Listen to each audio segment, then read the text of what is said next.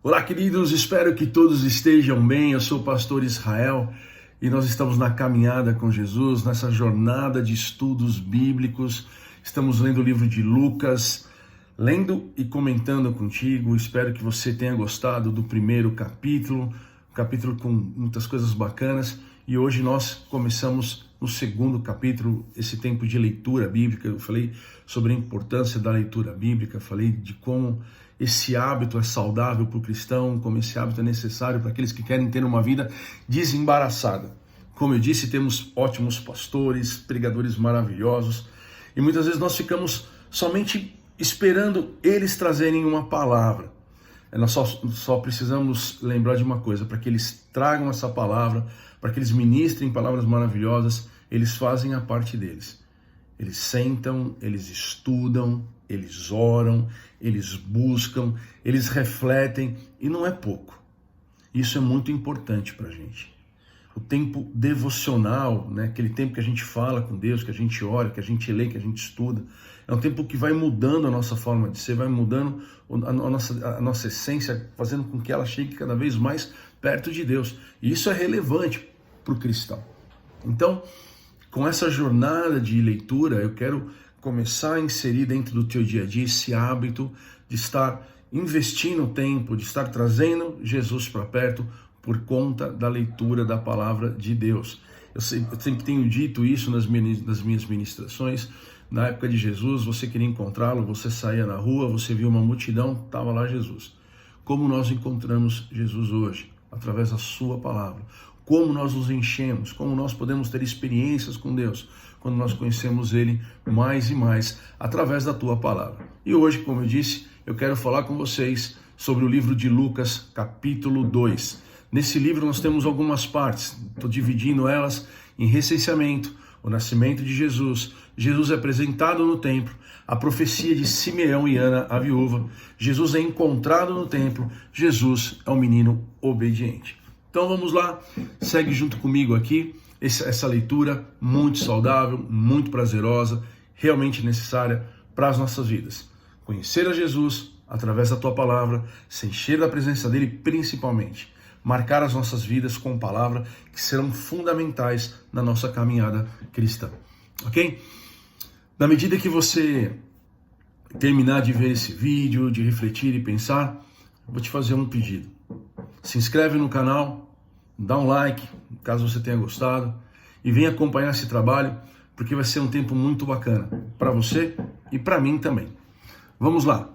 Naqueles dias, foi publicado um decreto de César Augusto, convocando toda a população do império para recensear-se. O primeiro recenseamento, foi feito quando Quirino era governador da Síria. Todos iam alistar-se, cada um à sua própria cidade. José também saiu da Galiléia, da cidade de Nazaré, e foi para a Judéia, até a cidade de Davi, chamada Belém, por ser ele da casa e família de Davi. José era descendente de Davi, a fim de alistar-se com Maria, sua esposa, que estava grávida, e aconteceu que, estando ali, chegou o tempo de ela ter a criança. Essa primeira parte, dos versículos 1 a 6, é justamente falando sobre o recenseamento, onde José levou a sua família para poder se cadastrar, das informações dos seus bens, de quem ele era, das suas terras, para o governo, para que eles pudessem saber direitinho quem eram as pessoas que faziam parte desse império. A segunda parte desse capítulo 2, a gente vai falar sobre o nascimento de Jesus, que compreende entre o versículo 7 ao versículo 20, ok? Vamos lá.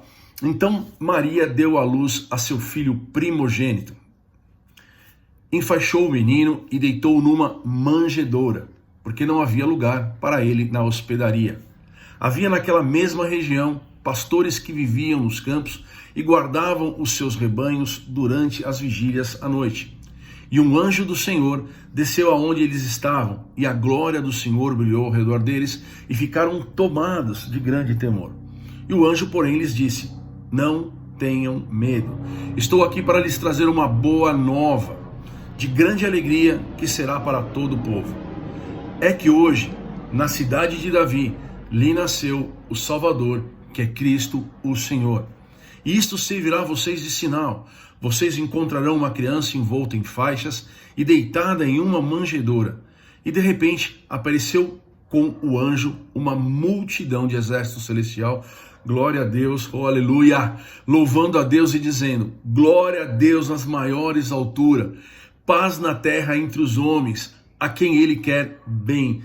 Nesse momento, queridos, eu estou sentindo a presença de Deus nesse lugar, porque isso é maravilhoso. Glória a Deus nas maiores alturas, e paz na terra entre os homens, a quem Ele quer bem. Quando os anjos se afastaram deles e voltaram para o céu, os pastores disseram uns aos outros: vamos até Belém e vejamos acontecimentos que o Senhor nos deu a conhecer. Deus começa a mover todas as coisas. Quando Deus tem um plano, Ele não apenas revela, mas Ele dá a condição que todas as coisas acontecem. Eu quero lembrar, meu irmão, em nome de Jesus, Deus tem um plano na tua vida. Eu quero que você creia nisso, que Ele vai fazer com que tudo coopere para que esse plano aconteça. Por isso, confie no Senhor de todo o teu coração. Ele prometeu, Ele vai realizar. Ele disse no passado, Ele mostrou para o povo dele, e Ele começa a realizar isso nesse momento. A esperança para o mundo ia nascer. Foram depressa, encontraram Maria e José e a criança deitada na manjedoura. E vendo isto, divulgaram o que lhes tinha sido dito a respeito deste menino. Todos os que o viram se admiraram das coisas relatadas pelos pastores. Maria, porém, guardava todas estas palavras, meditando-as no seu coração. Lembra que eu falei no último vídeo? Maria provavelmente tenha sido a primeira discípula de Jesus. O que é discípulo? Aquele que ouve a palavra, que guarda e faz com que essa palavra comece a fazer parte da sua vida. Não é um simples admirador um discípulo. Um discípulo é aquele que realmente faz parte de um projeto, faz parte de um propósito. E Maria, essa mulher incrível, essa mulher agraciada por Deus, alguém que realmente plantou para estar colhendo o privilégio de ser mãe de Jesus, ela foi a primeira discípula, ela fez parte de um projeto maravilhoso. Ela teve privilégio sim, mas ela teve responsabilidade, ela correu riscos. Ela foi acometida da graça de Deus, tendo um filho virgem, como a promessa lá em Isaías falava. E olha só que incrível isso, gente. Ela correu risco, ela podia ser apedrejada, mas mesmo assim, ela aceitou a palavra de Deus, ela aceitou aquele compromisso. Muitas vezes nós somos chamados a termos responsabilidades, muitas vezes Deus nos leva para lugares para falarmos sobre a tua palavra e corremos riscos. Mas não devemos temer, porque como eu disse, quando Deus tem um propósito na nossa vida, Ele cumpre e faz com que todas as coisas cooperem para aquilo. Ela correu risco sim, mas ela estava segura diante da palavra de Deus que veio até ela, ela reteve e falou: eu quero viver essa verdade. Ok? E seguindo, e os pastores voltaram glorificando e louvando a Deus por tudo que tinha ouvido, visto, como lhes tinham sido anunciado.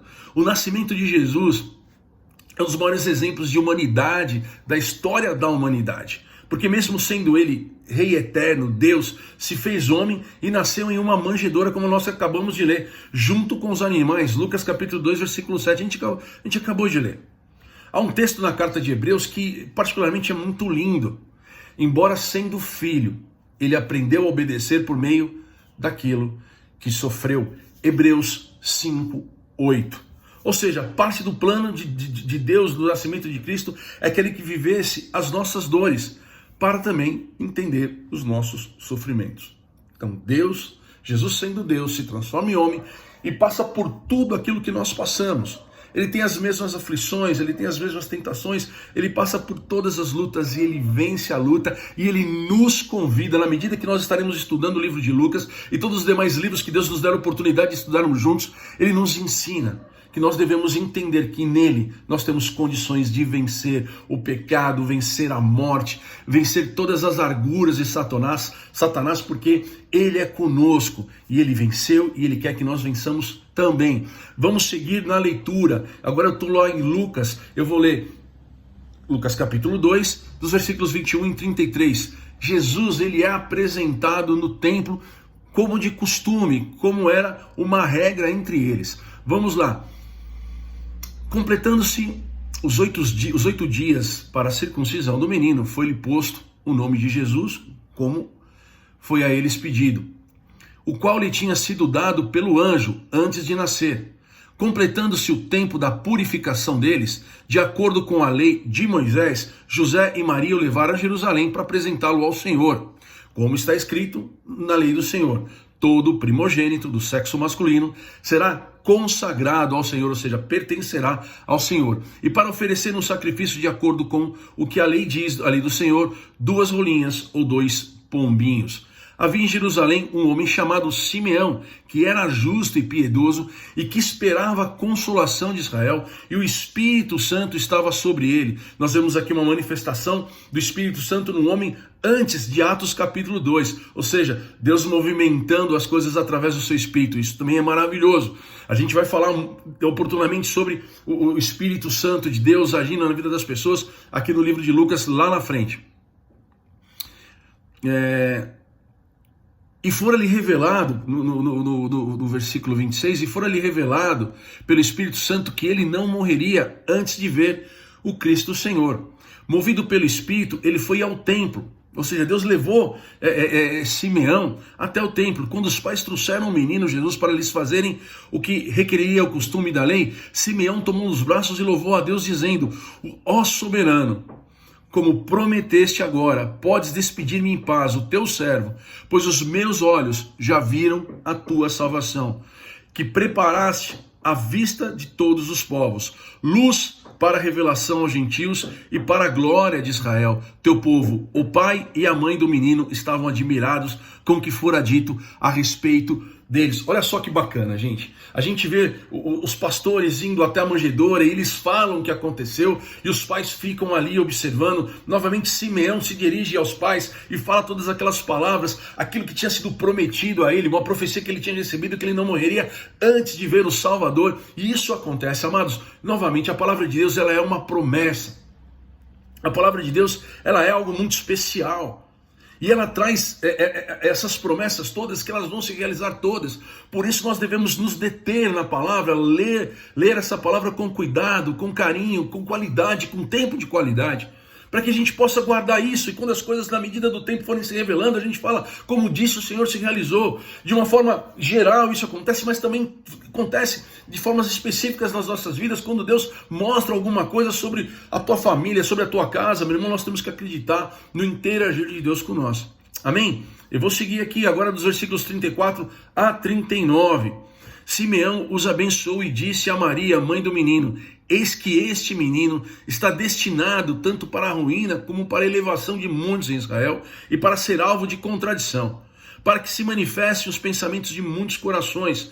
Quanto a você, Maria, uma espada atravessará a sua alma. Provavelmente ele estaria falando da dor dela, de ver tudo aquilo que haveria de acontecer. Jesus morrendo na cruz de Calvário certamente foi muito difícil para ela, mas era um plano de Deus. Essa mulher ao lado de Jesus continuou todo o tempo, e ela foi realmente uma mulher espetacular por toda a caminhada, amém? Havia uma profetisa também, chamada Ana, filha de Fanuel, da tribo de Asser. Ela era bem idosa, tendo vivido com o marido 7 anos desde que tinha se casado. Agora era viúva, de 84 anos. Ela não deixava o templo, mas adorava noite e dia, com jejum e oração. Realmente era uma mulher que estava buscando a Deus de uma forma muito dedicada. Ela queria ter experiências, e de fato essas experiências vieram por conta da dedicação, por conta do envolvimento, por conta da leitura, por conta da oração, por conta de jejum. Eu estou falando tudo isso porque, meu irmão, existe uma maneira real e uma maneira correta de você buscar se relacionar com Deus, e através desse relacionamento você ter experiências maravilhosas. Eu estou falando de jejum, eu estou falando de oração, eu estou falando de leitura da Bíblia, eu estou falando de obediência, eu estou falando de continuidade, eu estou falando de coisas que muitas vezes nós paramos, coisas que nós acabamos começando e paramos no meio do caminho. Meu irmão, a persistência a posição, é o local mais perto da realização de um sonho, de um milagre, ok? E chegando naquela hora, dava graças a Deus e falava a respeito do menino e todos que esperavam a redenção de Jerusalém. Depois de terem cumprido tudo conforme a lei do Senhor, voltaram para a Galiléia, para a cidade de Nazaré. Lembrando que eles saíram da sua cidade para fazer o recenseamento lá, como era a regra, como era a lei, e eles estavam voltando para a sua casa. Lucas capítulo 2, agora dos versículos 40 e 50, Jesus é encontrado no templo. Olha que bacana. O menino crescia e se fortalecia, enchendo-se de sabedoria, e graça de Deus estava sobre ele. Todos os anos os pais de Jesus iam a Jerusalém para a festa da Páscoa. Quando ele atingiu os 12 anos, foram a Jerusalém segundo o costume da festa.